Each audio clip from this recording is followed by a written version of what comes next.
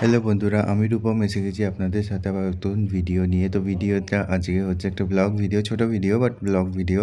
তো এটা Sunday paid market visit.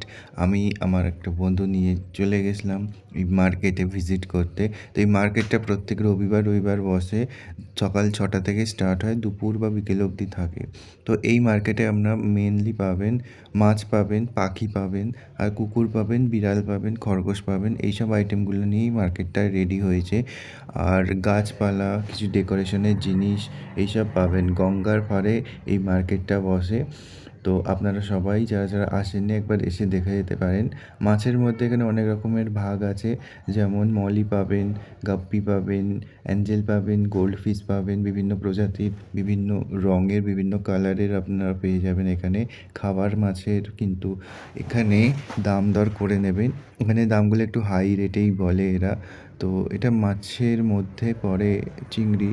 তো এই চিংড়ি নিয়ে বা এইসব মাছ নিয়ে যারা বসে তাদের সাথে একটু কথাবার্তা বলে সঠিক দামে আপনারা এইসব মাছ পেয়ে যেতে পারেন।